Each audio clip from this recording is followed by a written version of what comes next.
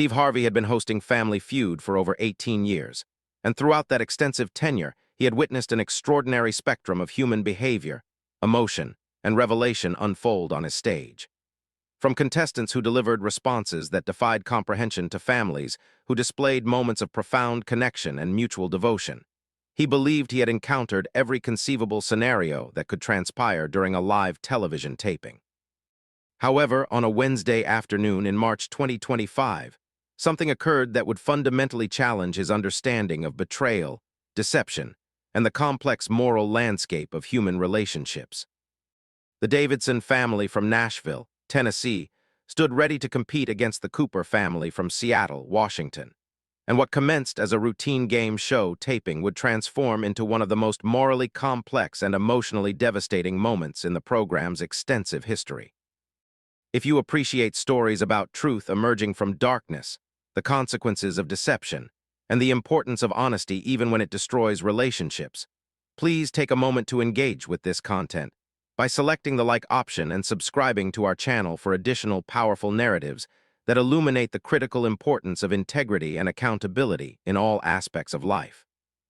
The Davidson family consisted of Michael Davidson, a 39-year-old high school history teacher, his wife of 11 years, Amanda, who was 37, their daughter Chloe at 9 years old, Michael's brother David at 42, and David's wife Rebecca at 40. The family had applied to appear on Family Feud after Amanda suggested it as a celebration of their upcoming 12th wedding anniversary, and as an opportunity to create positive memories together during what had been a challenging year for their marriage. Michael had been enthusiastic about the opportunity, viewing it as a chance to demonstrate family unity and perhaps win financial resources that could help with some recent medical expenses they had incurred. Amanda Davidson was a registered nurse who worked in labor and delivery at Vanderbilt University Medical Center, a position that required emotional resilience, clinical expertise, and the ability to support families through both joyful births and difficult complications. She had met Michael when they were both in their mid-20s, and she had been attracted to his kindness, his dedication to education, and his apparent commitment to building a stable family life together. They had married after a courtship of 3 years, and Amanda had supported Michael through the completion of his teaching certification while establishing her own nursing career and eventually welcoming their daughter Chloe into their lives. What Michael did not know was that approximately 18 months earlier, during a period when their marriage had been experiencing significant strain due to financial pressures and communication difficulties, Amanda had engaged in a brief affair with a physician at the hospital where she worked. The relationship had lasted approximately 6 weeks before Amanda ended it, recognizing that she was jeopardizing her marriage and family for what was ultimately a temporary escape from her problems rather than a genuine connection. She had convinced herself that ending the affair meant she could move forward without ever revealing it to Michael. That confession would only cause pain without serving any constructive purpose. However, 3 months after ending the affair, Amanda discovered she was pregnant. The timing was such that the pregnancy could have resulted from either Michael or the physician with whom she had been involved. Amanda had been using birth control inconsistently during that period due to stress and irregular work schedules, which created plausible explanation for an unexpected pregnancy regardless of paternity. She had been terrified when she realized the implications, but had convinced herself that the baby was most likely Michael's, choosing to believe what was most convenient rather than confronting the devastating possibility that she might be carrying another man's child. Amanda had continued the pregnancy while experiencing profound anxiety and guilt that she concealed from Michael and everyone else in her life. She told herself that she would deal with paternity after the birth if necessary, that perhaps she would never need to know with certainty, that maybe some truths were better left undiscovered. However, at approximately 22 weeks of pregnancy, Amanda experienced complications that required genetic testing to assess fetal health and development.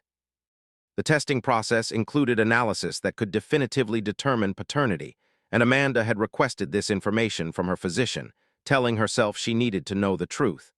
The results had been devastating. The genetic analysis confirmed that Michael was not the biological father of the child Amanda was carrying. The baby's father was the physician with whom she had engaged in the brief affair 18 months earlier. Amanda had been confronted with the reality that she could not move forward with the pregnancy without eventually revealing the truth to Michael. But she had been paralyzed by fear and had continued to delay the inevitable confession. She suffered a miscarriage at 24 weeks, a loss that was both medically traumatic and emotionally complex given the circumstances surrounding the pregnancy. Michael had been devastated by the miscarriage, grieving the loss of what he believed was their second child, and providing emotional support to Amanda through the physical and emotional recovery process. Amanda had allowed him to believe that this was a shared loss, that they were grieving together, while secretly experiencing relief mixed with guilt and grief that she was carrying alone. She told herself that the miscarriage meant she would never need to reveal the affair or the paternity question, that this secret could remain buried forever, that confessing would only cause Michael pain without serving any purpose since the pregnancy had not resulted in a birth. However, the weight of the deception had been crushing Amanda for the past 6 months. She had developed symptoms of depression and anxiety that she attributed publicly to grief over the miscarriage, but that were actually rooted in the guilt of her ongoing deception. She had considered confessing to Michael multiple times, but had always convinced herself that the timing was wrong, that he was dealing with too much already, that revealing the truth would destroy their marriage and devastate their daughter without accomplishing anything positive. The game had progressed through several rounds with Amanda appearing increasingly tense and distracted. Michael had noticed her unusual demeanor and had asked several times if she was feeling well, attributing her obvious discomfort to lingering grief about the miscarriage and the stress of being on television. Amanda had responded that she was fine, though her forced smiles and rigid body language suggested otherwise. Harvey had observed the dynamic and had initially interpreted Amanda's tension as ordinary nervousness or unresolved grief, unaware of the profound secret she was carrying. Then came the question that would create an opening for truth that Amanda had been simultaneously dreading and unconsciously seeking. Harvey approached the podium where Amanda and her opponent from the Cooper family stood ready for the next face-off question. He read from his card with his characteristic theatrical presentation. "We asked 100 people, name something you might confess to your spouse after keeping it secret for a long time." The question was designed to elicit responses about minor deceptions like hidden purchases or surprise parties, not the kind of devastating truth that was about to be revealed. Amanda hit her buzzer first, her reflexes functioning despite her emotional turmoil. Steve turned to her with an encouraging expression. "Amanda, name something you might confess to your spouse after keeping it secret for a long time." Amanda stood at the podium, and in that moment, something inside her broke. The weight of 6 months of deception, the grief she had been carrying alone, the guilt that had been consuming her, all of it converged in a single moment of decision. When Amanda spoke, her voice was shaking but clear enough for everyone in the studio to hear. "I would confess that I was pregnant with another man's baby, that I had an affair and got pregnant, and that I lost the baby before my husband ever found out it was not his."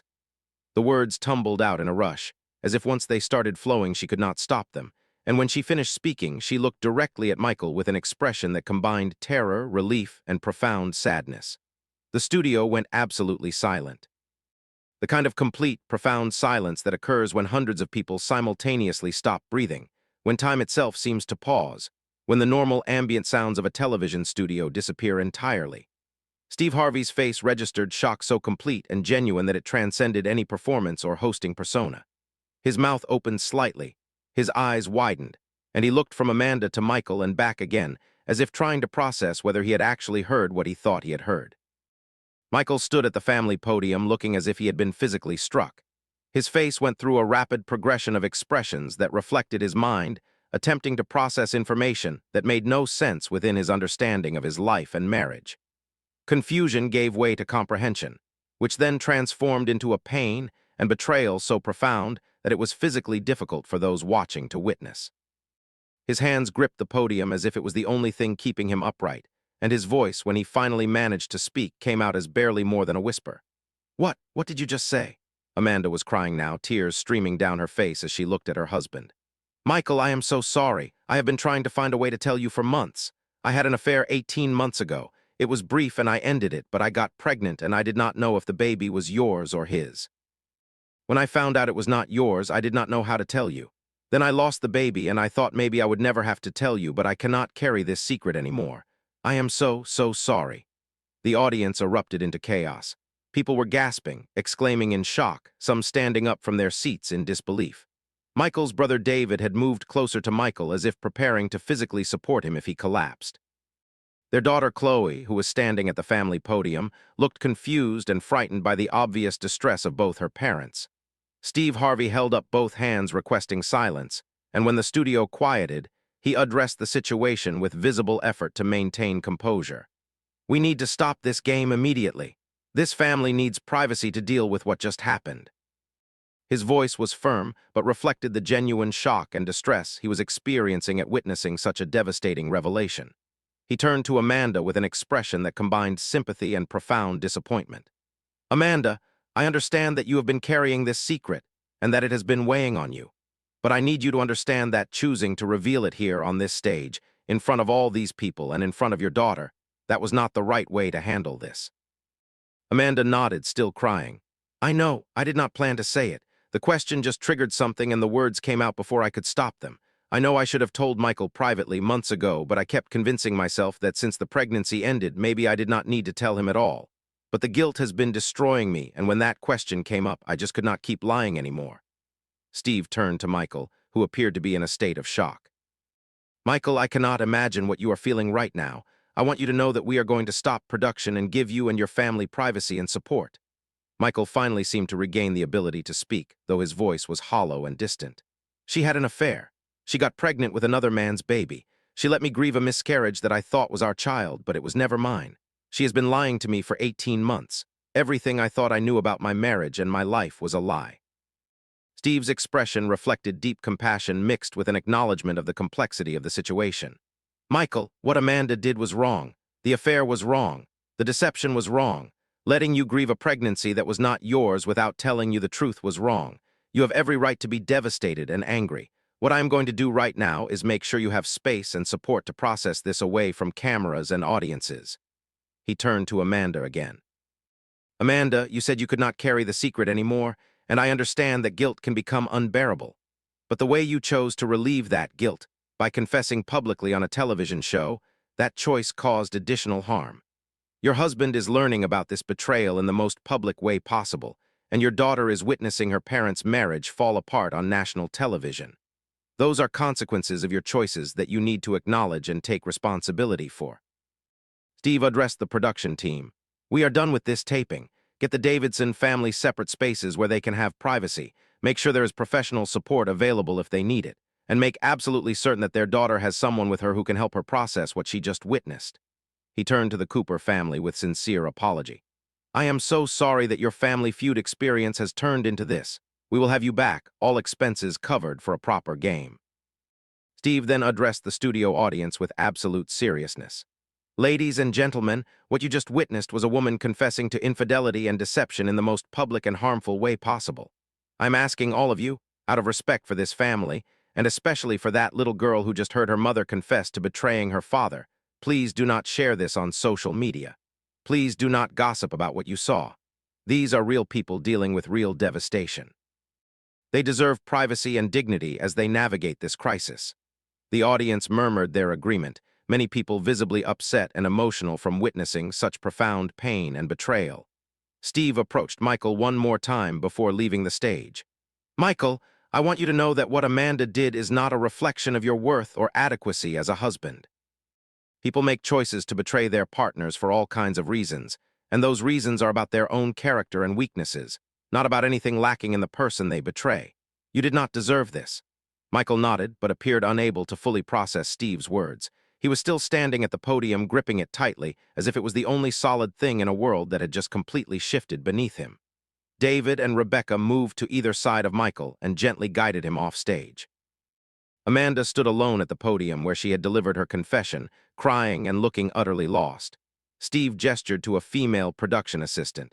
"Please take Amanda to a separate room and make sure she has tissues and water, and find someone from our staff who can sit with their daughter until we figure out what the family wants to do."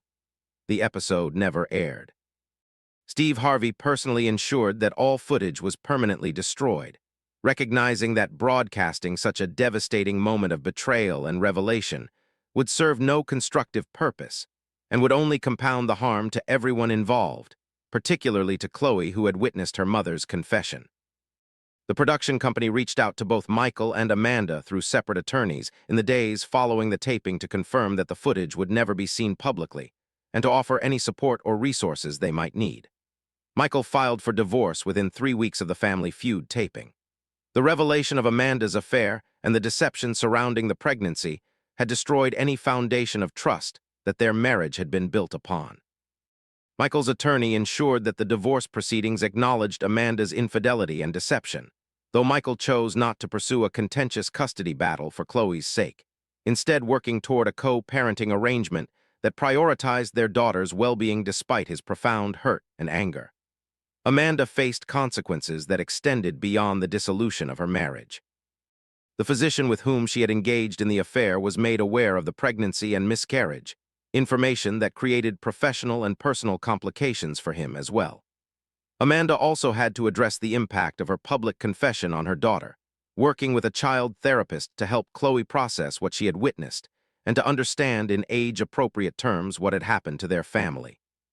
The revelation had particular impact on Chloe, who at 9 years old was mature enough to understand that her mother had done something that hurt her father deeply, but young enough to struggle with the complex moral and emotional landscape of adult relationships and betrayal. She experienced conflicting loyalties and confusion about how to relate to both parents in the aftermath of the revelation. Michael worked hard to reassure Chloe that none of this was her fault and that both he and Amanda still loved her, even as they navigated the dissolution of their marriage. Approximately 10 months after the Family Feud incident, Michael received a call from Steve Harvey's office asking if he would be willing to meet privately.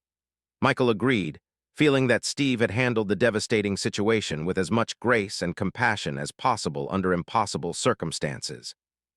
They met at a quiet location where they could talk without interruption. Steve's opening words acknowledged the profound pain Michael had experienced. "I have thought about you and your family many times over these past months. What happened on that stage was one of the most difficult situations I have ever had to navigate as a host. I wanted to check in and see how you are doing." Michael appreciated the directness. "The past 10 months have been the hardest of my life. Finding out about the affair was devastating enough, but learning that Amanda let me grieve a pregnancy that was never mine, that she allowed me to believe we had lost our child together when she knew the truth, that betrayal goes deeper than I can fully articulate." They talked for over an hour about betrayal, healing, co-parenting after devastating deception, and the process of rebuilding trust in yourself and in the possibility of future relationships. Steve shared observations from his extensive experience counseling people through relationship crises and offered perspective that Michael found valuable. When their conversation concluded, Steve told him something that resonated. "What Amanda did was profoundly wrong, and you have every right to be angry and hurt. But do not let her choices define your future or make you believe that trust is impossible. There are people who will honor and respect you the way you deserve. Do not close yourself off to that possibility because of what she did." 2 years after the Family Feud revelation, Michael had constructed a new life defined by honesty, appropriate boundaries, and cautious optimism about the future. He continued teaching high school history, finding renewed purpose in his work with students, and in being a positive male role model for young people navigating complex moral landscapes. He had developed a functional co-parenting relationship with Amanda that prioritized Chloe's needs while maintaining clear boundaries around their personal interaction. Amanda had engaged in extensive individual therapy to understand why she had made the choices that destroyed her marriage and to address the guilt and shame that had been consuming her. She came to recognize that her affair had been rooted in avoidance of addressing legitimate problems in her marriage, that her decision to conceal the pregnancy's paternity had been cowardly, and that her public confession had been a selfish act of guilt relief rather than a genuine attempt to make amends. She worked to become a better mother to Chloe and to take full responsibility for the consequences of her choices without making excuses or seeking absolution she had not earned. This story offers profound lessons about infidelity, deception, and the complex moral landscape of confession and accountability. Amanda Davidson taught us that guilt, while understandable after betrayal, does not justify public confession that causes additional harm to innocent parties. She demonstrated that choosing when and how to confess devastating truths requires consideration of who will be harmed by the revelation, and whether the confession serves any purpose beyond the confessor's emotional relief. Michael Davidson taught us that betrayal of this magnitude fundamentally alters relationships in ways that cannot be repaired through apology or time alone. His experience illustrates that discovering your partner has been living a lie for an extended period destroys the foundation of trust that marriage requires, and that sometimes the only healthy response is to acknowledge that the relationship cannot continue. Steve Harvey demonstrated that authentic leadership in crisis situations requires balancing compassion for all parties with clear moral assessment of harmful behavior. His intervention ensured that the family received privacy and support while also making clear that Amanda's choices, both the original deception and the public confession, had caused profound harm that required accountability. If you found this narrative meaningful and believe in the critical importance of honesty in relationships, the responsibility to confess wrongdoing privately and appropriately, and the recognition that guilt relief should never come at the expense of causing additional harm to others, please engage with this content through the available channels and consider sharing it with others who might benefit from understanding these complex moral dynamics. The story serves as a reminder that our choices about if, when, and how to confess wrongdoing have profound consequences that extend far beyond our own emotional state. Today, the Davidson family continues to navigate the aftermath of that Wednesday afternoon revelation. For Michael, the memory represents the moment when his understanding of his marriage and the previous 18 months of his life was fundamentally altered. For Amanda, it represents both the relief of no longer carrying a devastating secret and the recognition that her method of confession caused unnecessary additional harm to her husband and daughter. For Chloe, it represents a premature loss of innocence about adult relationships and the beginning of a more complex understanding of her parents as flawed human beings rather than perfect authority figures. The Family Feud stage became an unlikely location for a confession that should have occurred in private, proving that some truths, no matter how necessary, can be delivered in ways that compound rather than mitigate the harm they inevitably cause.